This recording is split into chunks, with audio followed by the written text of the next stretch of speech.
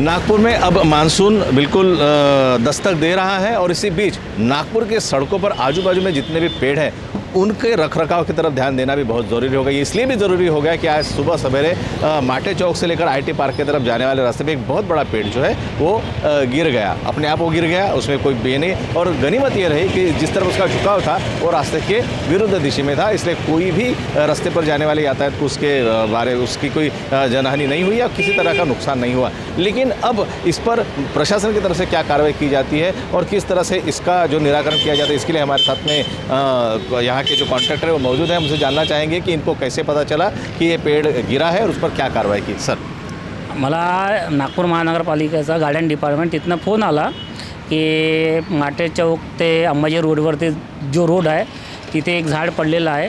तिथे मी तत्काल आपले माणसं पाठवले आणि काम सुरू केलं आणि जे काही तिथे होते ते सगळं हटवूट करून सन्या व्यवस्थित काम करून दिलेलं आहे।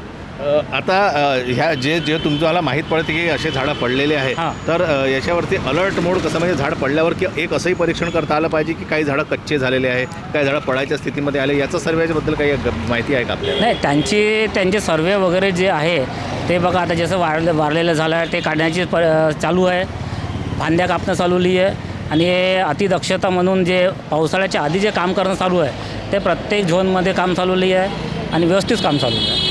ह्या झाडांवरून एक आम्ही आता पाहिलं जेव्हा आम्ही हे बातमी करत होतो त्यावेळेस की खूप सारे केबल्स या झाडांवरनं गेलेले आहेत। एक पावसाळ्यामध्ये किंवा असंही जाताना समजा झाडं उन्मळून पडले, ते कुठल्या दिशेला पडले तर ह्या केबलमुळे देखील रस्त्यावर जाणाऱ्या येणाऱ्या लोकांना त्याचं नुकसान होऊ शकतं। नाही तर हो नुकसान होऊ शकते, म्हणूनच ते केबलवाल्यांना आपण इंटिमेशन दिलेली आहे की तुम्ही झाडावरून केबल टाकू नका। याच्यावर काही प्रशासनातर्फे कारवाई करण्यात येणार आहे असं काही? हो, समोर होऊ शकते त्यांच्यावरती कारवाई, पण कारवाई होईल त्यांच्यावर। अभी हमारे साथ में माधव मेश्राम जी बात कर रहे थे।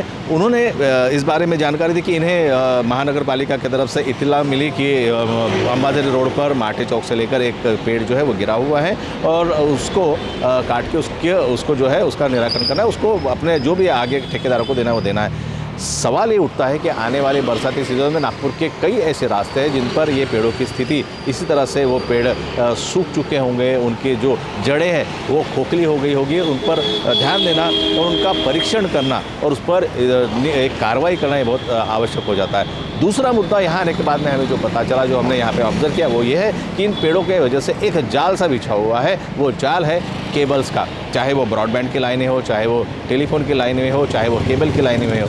जब भी ऐसी कोई दुर्घटना होगी या पेड़ गिरेगा या कुछ भी होगा या किसी तरह के तूफान की अगर संभावना है, इस बीच अगर ये केबल टूटकर राहगीरों के गले में या किसी भी तरह के यातायात में अगर उसका दुष्परिणाम होता है तो इससे किसी की जान माल को ज़रूर खतरा हो सकता है। प्रशासन इस पर भी ध्यान देना चाहिए।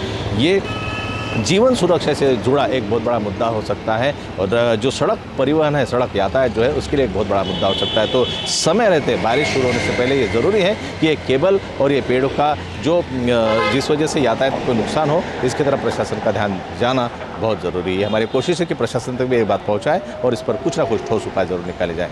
स्वप्निल के साथ में मैं रत्नाकर मलिक, जीवन सुरक्षा न्यूज़ के लिए। दुर्घटना मुक्त भारत के लिए आज ही जीवन सुरक्षा न्यूज को लाइक, शेयर और सब्सक्राइब करें।